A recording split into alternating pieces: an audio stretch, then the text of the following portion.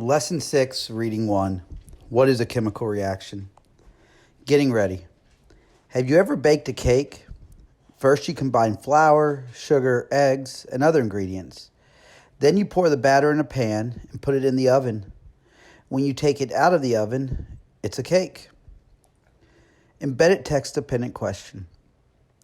Do you think the ingredients changing into a cake in the oven are a chemical reaction? Explain why you think baking a cake is or is not a chemical reaction. In this reading, you will learn more about chemical reactions. You will also learn how to find out whether baking a cake is a chemical reaction. In class, you observed a chemical reaction when you mix road salt and baking soda and water. First, you put 2 white solids into a bag. Then you put a cup of water in the bag without spilling it. After you closed the bag, you tipped the cup and the liquid and solids combined. Once the substances combined, changes occurred. For example, you may have seen bubbles, the bag expanding, and a white solid form that did not dissolve. These changes are evidence that a change called a chemical reaction occurred. A chemical reaction happens when 2 or more substances combine with each other in a way that makes new substances form. The substances are new because they are different from the substances you started with. The substances that you started with changed into different substances. How can I know whether new substances formed? Remember learning about smell and how to tell if 2 substances are different?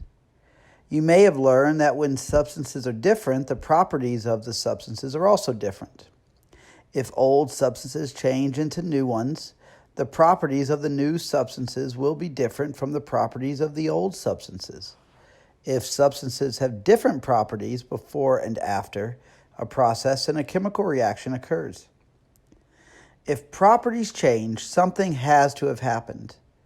The substances are not the same substances anymore. When there are different substances with different properties before and after a process, a chemical reaction occurred. In this example, the process was stirring the ingredients together. The things you observed in the sandwich bag experiment are evidence that a chemical reaction occurred. They are evidence of new substances that have different properties from the old substances. Your observation of bubbles, the expanding bag, and the white solid that did not dissolve are evidence of a property change. You did not do anything else to the bag except mix the ingredients together. For example, you kept the bag at room temperature. Before mixing the substances, there was a little air in the bag along with solids and liquid. Then when you mix the substances, you observed bubbles and the bag got bigger. These observations are evidence that a gas formed. Before mixing, there was only a little gas in the bag, but after mixing, there was a lot of gas in the bag. That change is evidence that a new substance in the gas phase formed. You also know that the solids you started with dissolve in water, yet you ended up with a solid that was not soluble in water. A difference in the property solubility is more evidence that a new substance formed.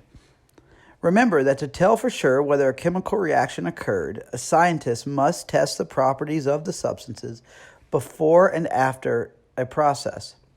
If a chemical reaction occurred, the properties of the materials will have changed. This is what always happens in a chemical reaction.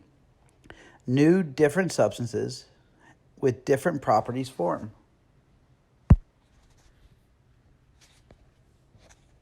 What if I mix substances and the properties do not change? If substances have the same properties before and after mixing or heating, a chemical reaction probably did not occur. This makes sense because the definition of a chemical reaction includes making new substances. If there are no changes in properties, there are probably no new substances. If there are no new substances, there was not a chemical reaction. Embedded text-dependent question. Now look at the getting ready in this lesson. Would you still give the same answer? In the space below, describe what you could do to determine whether baking a cake is a chemical reaction or not. What test could you do?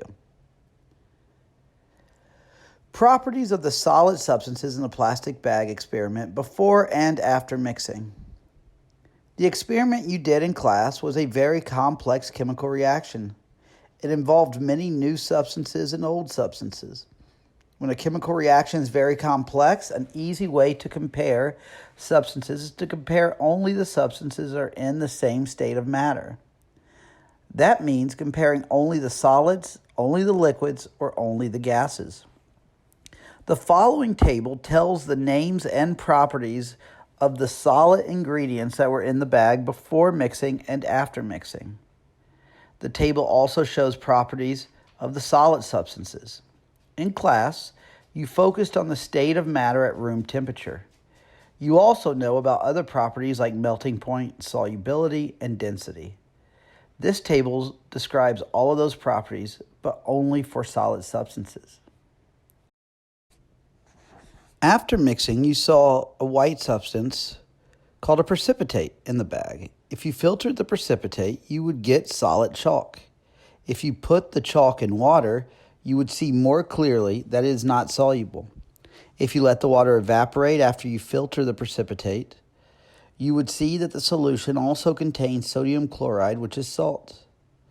What you did in class is complicated. The table will help you focus on only the solid substances as you think about what happened in your investigation.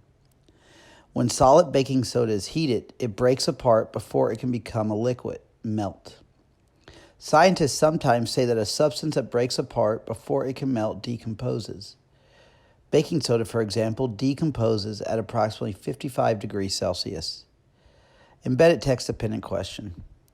Did a chemical reaction occur in the plastic bag experiment? Construct an argument that uses data from the table as evidence to support your claim. Can straw really turn into gold? Now that you know a little more about chemical reactions, think about the Rumpelstiltskin story.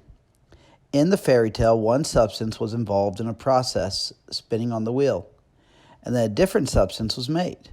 Straw turned into gold. If the fairy tale were real, then that change would be called a chemical reaction. The substance that Rumpelstiltskin started with, straw, was different from the substance he ended with, gold. In real life, substances can change into other substances, but only in a fairy tale could straw turn into gold. Why? Hint. Think about what gold is made of. What is the scientific reason that straw cannot be turned into gold?